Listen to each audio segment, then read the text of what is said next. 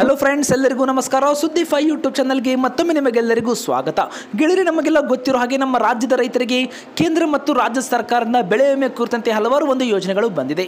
ಹಲವಾರು ಮಾಹಿತಿಗಳು ಕೂಡ ಈಗಾಗಲೇ ನಾವು ನಮ್ಮ ವಿಡಿಯೋದ ಮೂಲಕ ರೈತರಿಗೆ ತಿಳಿಸಿದ್ದೇವೆ.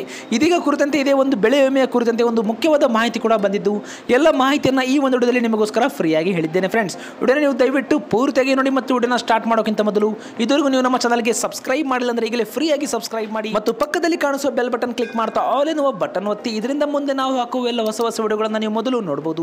ಈ ವಿಡಿಯೋ ಇಷ್ಟವಾದರೆ ತಪ್ಪದೆ ಒಂದು ಲೈಕ್ ಮಾಡಿ. ಫ್ರೆಂಡ್ಸ್, ಬನ್ನಿ ಗೆಳೆಯರಿಂದ ನೀವು ಒಂದು ವಿಡಿಯೋನ ಸ್ಟಾರ್ಟ್ ಮಾಡೋಣ. ಗೆಳೆಯರೇ, ನಮಗೆಲ್ಲ ಗೊತ್ತಿರೋ ಹಾಗೆ ಕೇಂದ್ರ ಮತ್ತು ರಾಜ್ಯ ಸರ್ಕಾರಗಳು ನೀಡ್ತಾ ಇರುವ ಹಲವಾರು ಯೋಜನೆಗಳಲ್ಲಿ ಕರ್ನಾಟಕದಲ್ಲಿ 50 ಲಕ್ಷಕ್ಕೂ ಅಧಿಕ ಜನ ರೈತರು ಹಣವನ್ನು ಪಡೆದುಕೊಳ್ತಾ ಇದ್ದಾರೆ. ನೀವು ಕೂಡ ಇಂಥ ಯೋಜನೆಗಳ ಲಾಭವನ್ನು ಪಡೆದುಕೊಳ್ತಾ ಇದ್ದರೆ ವಿಡಿಯೋಗೆ ಲೈಕ್ ಮಾಡಿ, ಕಮೆಂಟ್ ಅಲ್ಲಿ ಎಸ್ ಅಂತ ಒಂದು ಕಮೆಂಟ್ ಕೂಡ ಮಾಡಬಹುದು.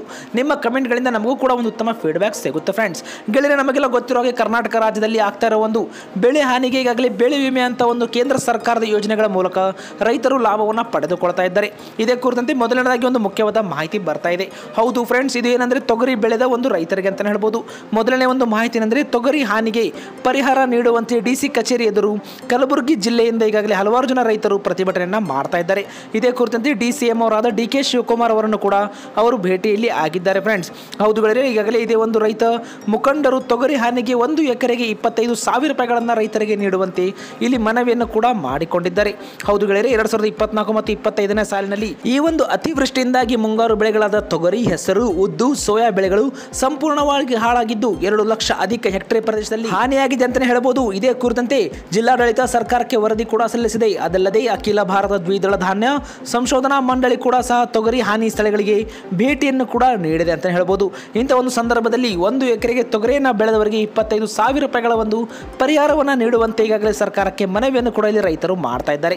ಫ್ರೆಂಡ್ಸ್, ಇದೇ ಕುರಿತಂತೆ ಪ್ರಸ್ತಕ ಹಂಗಾಮಿನಲ್ಲಿ ಇದೇ 6.6 ಲಕ್ಷ ಹೆಕ್ಟೇರ್ ತೊಗರಿ ಬಿತ್ತನೆಯಾಗಿದ್ದು, ಇದರಲ್ಲಿ 2 ಲಕ್ಷ ಹೆಕ್ಟೇರ್ ಪ್ರದೇಶದಲ್ಲಿ ತೊಗರಿ ನೇಟೆ ರೋಗದಿಂದ ಹಾಗೂ ಕಳಪೆ ಬೀಜ ಮತ್ತು ತೇವಾಂಶದ ಕೊರತೆಯಿಂದ ಹಾನಿಯಾಗಿದೆ ಎಂದು ಕೂಡ ಈಗಾಗಲೇ ಕೃಷಿ ಇಲಾಖೆ ರಾಜ್ಯ ಸರ್ಕಾರಕ್ಕೆ ವರದಿ ಕೂಡ ಮಾಡಿದೆ.